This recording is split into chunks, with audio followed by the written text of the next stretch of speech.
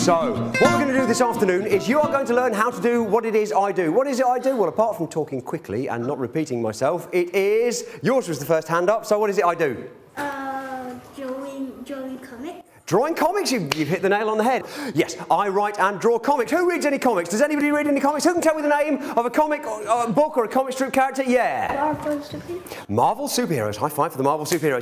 What we're going to do is every single one of us is going to create our own brand new comic strip character, and then I'm going to show you how to take those comic strip characters and put them into a comic strip, and then we're going to collect them up in a little comic like this, and you will go away knowing so much about writing and drawing comics that you could leave school, grow up and steal my job. So, are we all ready to create comic strip characters? Yeah. Are we all ready to turn them into a comic strip?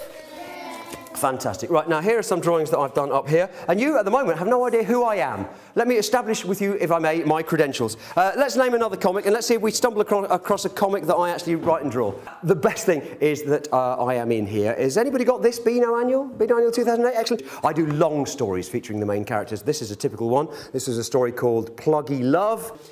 Here we have the original artwork. That's what it looked like when I drew it. That's what it looks like when it ends up in the Beano.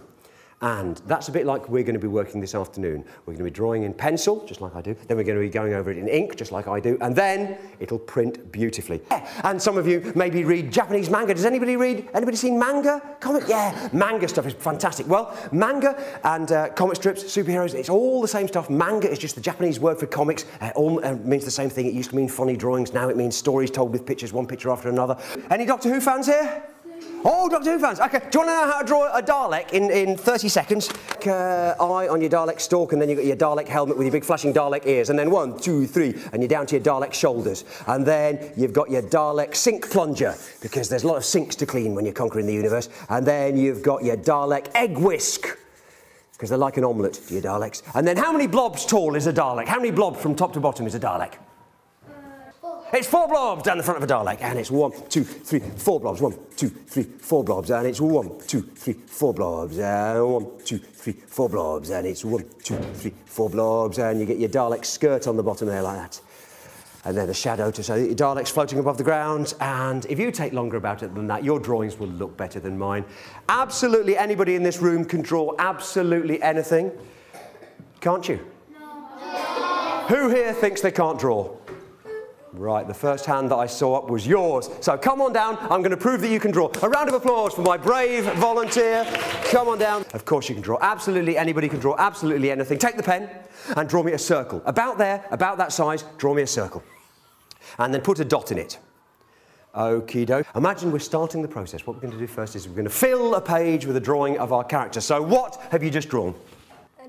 It could be an eye. I could have an eye there, then another eye, then a nose, then a mouth, and a head, then a body, and some legs, and some arms. And it could be a big giant that's about to eat that Dalek. And all the time that you're drawing your characters, what I want you to do is think what is going to happen in their story. So this could be a big giant, or it could be a big robot. It could be a big robot that's about to stomp on the school. It could be the Cleveland school stomping robot. And then how could we start a story about a Cleveland school stomping robot? We could have picture number 1. We'd have all of us in the classroom here together. If you want to know how to draw everybody in the classroom, I can show you how. You don't have to draw everybody. It's a brilliant trick. And then I can show you how. What would happen next in the story? What would happen next is picture number 2. We'd have your face there, and you're going, ah, what's that out of the window? And then picture number 3, a foot bursts through the window, glass flying everywhere, and it's the foot, big red foot of a big red giant robot. And then in picture number 4, we all look out the window, and there, towering over the school, is the big giant robot saying, I'm gonna stomp you, because that's how robots talk. It falls over and crushes Ilford.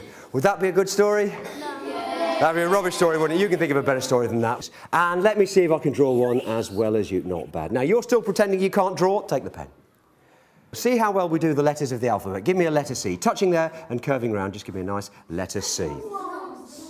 And then joining onto the bottom, let's have a capital L. Down and to the right.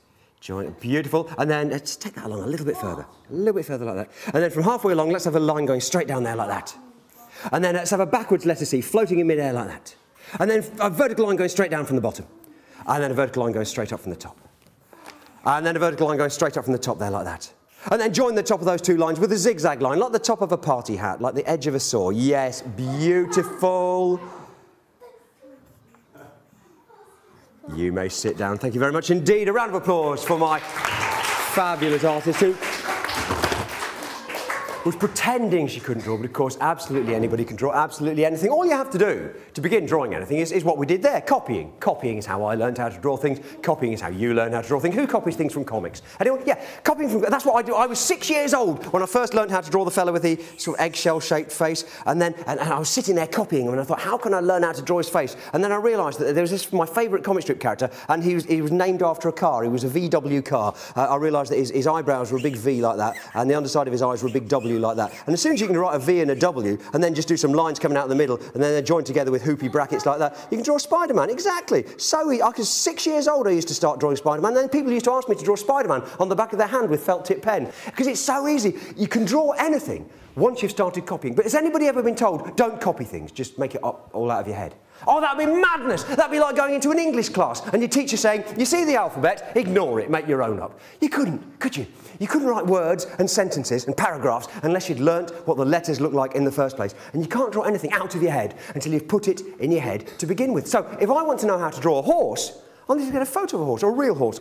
A lot of people seem to think that copying is cheating, but copying is not cheating. Copying is just the way you learn things. When you've been told in exams that you've got to memorise things, then you're not allowed to copy because you're supposed to be testing your memory. But if you want to draw something and you don't yet know how to draw it, then you start by looking at the real thing. So if you try and draw something difficult, when you start creating your characters today, you could challenge yourself to draw something really difficult. You could try and take characters from something like The Simpsons, or try challenging yourself to drawing a really complicated drawing like that. And every time you try drawing this, then you will struggle and get better and better at all the drawings you do. Challenge yourself to something complicated. If you have already practiced drawing, if you can already draw figures and characters out of your head, then impress me with what you can do. But don't be afraid of copying. Copying isn't cheating. Copying is how you learn. I very recently had to learn how to draw a character who I'd never drawn before. About 2 years ago, people kept asking me to draw this character. And so I had to sit and learn. I had to look at a photo of him, and I learnt what his sticky out nose looked like, and his big round eyes, and his big eyelashes coming up there, and his big mouth going up, and his big square teeth, and his lips going down there, and his wiggly side there. Like that. Exactly. It looks like it's dead easy to draw SpongeBob, and it is dead easy to draw SpongeBob, but I couldn't draw SpongeBob SquarePants out of my head. I had to sit down and copy SpongeBob SquarePants. And so, that way, if you copy things, to begin with, that is how you will learn how to draw things properly. Yeah, I can draw them out of my head now, but drawing things out of your head is just a party trick. It's skills that you develop once you've learned how to draw by copying a lot of things and practicing drawing. I mean, drawing faces. I can draw faces out of my head. I can draw the cartoon faces that I do all the time, and they're made of silly, random, abstract shapes. Like this, these are the sort of people that I draw in my sleep, because these are dead easy. I didn't design these characters, though. I had to copy somebody else's design, and then I memorised how to do them, and then I turned them into my style. But if I want to draw a realistic face, let's plug out of the Bass Street Kids, yep. If I want to draw a realistic face, I mean, I could sit down and say it's got eyes, and then it's got a nose, and then it's got a mouth, and it's got a face, and it's got some ears, and it's got some hair.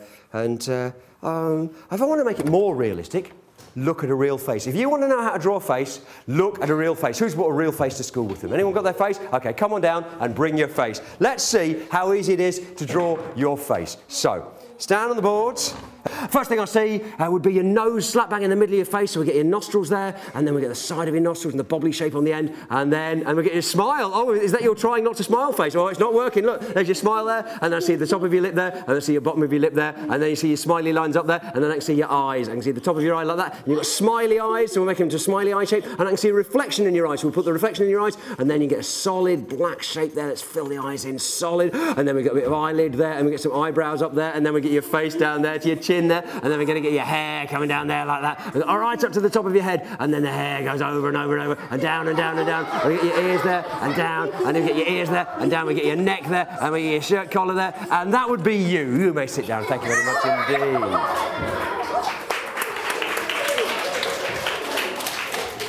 Now, see, I couldn't draw that out of my head, could I? If I want to draw a face and make it look like a real face, then I've got to look at the face.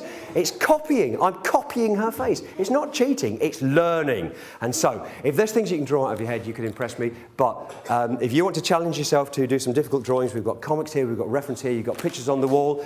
Let's see what we do when we start creating our characters. Now, some people would be trying to draw a face like that, and this is what happens. They'll go like this, they'll go, "Oh, sir," they'll say, "it's gone wrong. Looks like someone's been hit on the head with a lift." can't I have another piece of paper and start again? And I say to them, no. I say, have faith in yourself, have confidence. Try drawing the hair, see what happens. And they try drawing the hair and they do a line with a parting in it like that. And they go, oh, sir, that's an insult to the word art, that is. Can't I leap out of the window in shame and disgrace? I say to them, no, we're on the second floor, you just twist your ankle, don't waste my time and yours. Try drawing the eyes, I say, and they try drawing the eyes, and they do the eyes touching the side of the head, which is totally wrong. That's the sort of thing they tell you not to do when you go to art college, which amazingly I did for 4 years. And then they miss out the nose, and they miss out the ears, they just do a mouth floating there, and instead of doing proper hair, they do a couple of nachos, and they've done a Powerpuff Girl. That's how they invented the Powerpuff Girls, by learning how to draw realistically like I do, and then having a scribble and seeing what happens. If you still think that you can't draw, I promise you that you can all draw better than the bloke who invented the Powerpuff Girls. Because the bloke who invented the Powerpuff Girls, he said to his mate, I can't draw proper hands. His mate said, just do a stump. Nobody will care. He said, I can't draw proper bodies. His mate said, just do a square. Nobody will care. He said, I can't draw proper dresses and skirts. His mate said, just do a flared square. Nobody will care. He said, I can't draw proper legs and feet. His mate said, weren't you listening when I told you about the stumps? Pay attention, boy. See, Powerpuff Girls are just made out of stumps and lumps.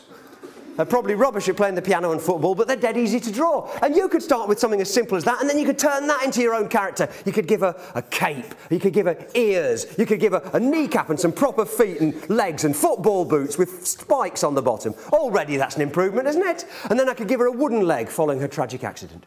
And then I could give her a proper nose, I could give her some proper eyeballs. Now that's more like it. Look, she fancies Bart Simpson. Oh, you fancy me, Powerpuff Girl? I fancy you, Bart, yeah. It doesn't take much.